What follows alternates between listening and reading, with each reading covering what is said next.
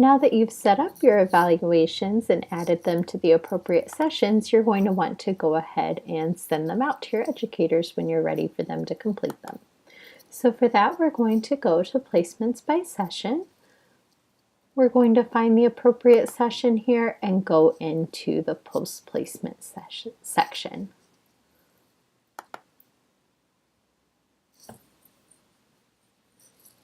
Then the first thing we need to do is we need to make sure we have the appropriate people selected to receive these evaluations. So for that, we're going to go to Manage Educators.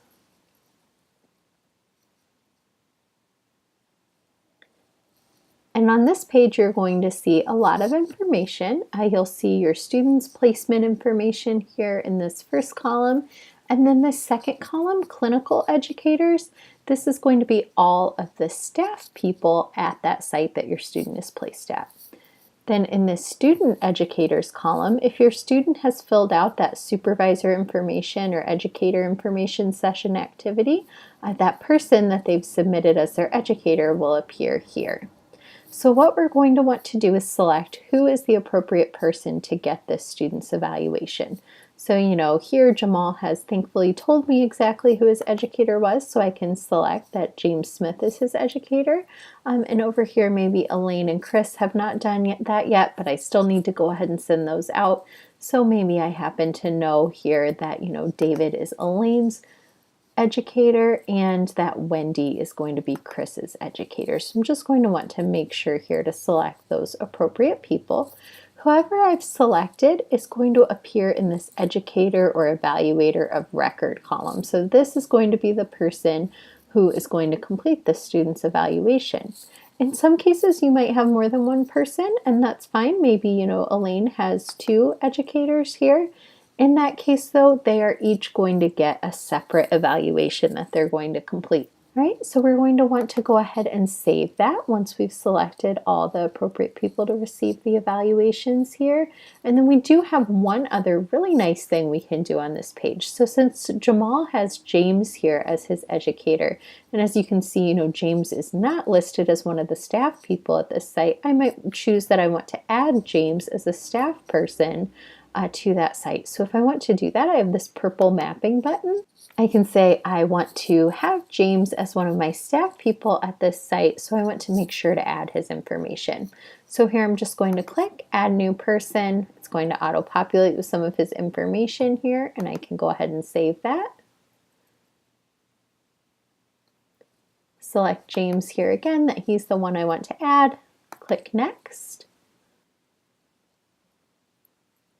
Then I'm going to choose his designation here and answer all of these questions we've gone over before about the types of emails that they should receive.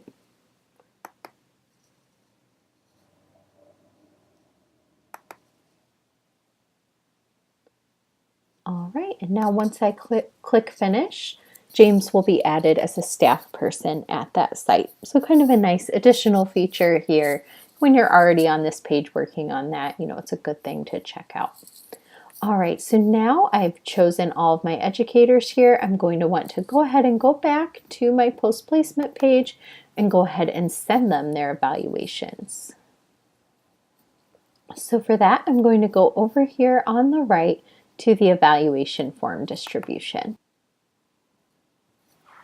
All right, so now you're on the evaluation form distribution. So you'll see your list of evaluations that you had set up previously will be here.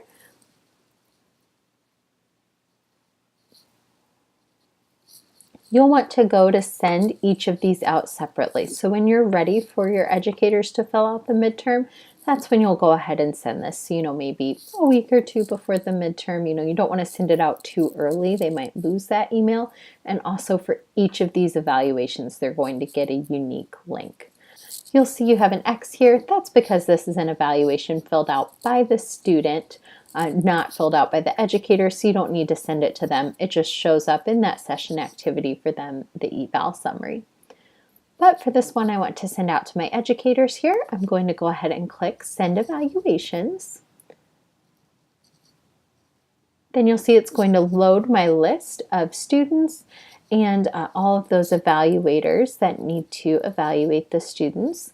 So if people aren't showing up here, you will want to go check that Manage Educator page. Usually that's why, no one would be showing up here.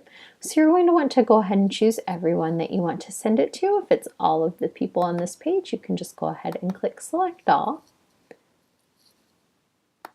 Then click Send Evaluation Notifications. So from here, you're going to have this template come up just like you do with any other email in our system. So you will want to go ahead and select the template. Lots of schools do like to have different templates here, so some schools will have one for, the FWPE midterm and another for the FWPE final, and then an additional one if they have like a level 1 FWPE. Other schools will even write particular ones for each rotation, level 1A, student evaluation email, level 1B student evaluation email, level 2A midterm FWPE email, level 2A final FWPE email, level 2B midterm FWPE email, and so on. So you could have lots of different ones here if you wanted. Just like with any of our emails here then, if you need to make changes to this, you can, and it doesn't change the template, just this one time of sending out the email to that group of people we selected on the previous page. And again, please just don't make any changes to any things with the pound signs or hashtags around them. Those are mail merge fields. If you start typing in the middle of that, you will cause the mail merge to not work. If you decide there is something that you don't want though, you can absolutely delete the entire field, like if you don't want the evaluation form name or whatever in there. All right, then if you scroll down here, you'll see you have some additional options. If you want to password protect the link here, you can do that. That's the link to the evaluation though, and you will need to make sure to share that password that you type in here with the educator in some way. If you'd like to copy yourself on those, you absolutely could, or you could BCC yourself. Overwriting the recipient's email is great if you're sending out a test, but really that's the only reason you would probably use that. If you have any attachments to add, maybe you have some extensive instructions you'd like to provide them or something that you have in a Word document, you could absolutely add those there. And then the number of days the link is active for, that's that link to the evaluation. So, after 90 days, they are no longer going to be able to complete that evaluation. Once you're done here, you'll go ahead and click Next.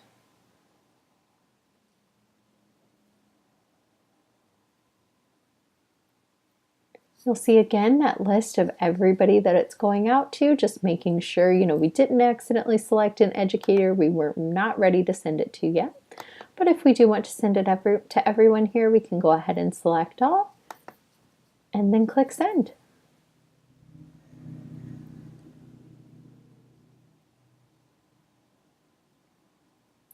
Now I can see that my emails went out and are sent to all of these people. If I want to scroll down here, I have a back button. I can click to go back. And that's just going to take me back to that distribution page once again. And I can see that list of people that it's going out to. And I can see the date that I sent the email and the status of the evaluation here. You can see it's color-coded. Red, it's not been submitted. Obviously not. I just, sent it out to them. Gold would mean they've saved it, they've been working on it, and green, it's been submitted, they've finished their evaluation.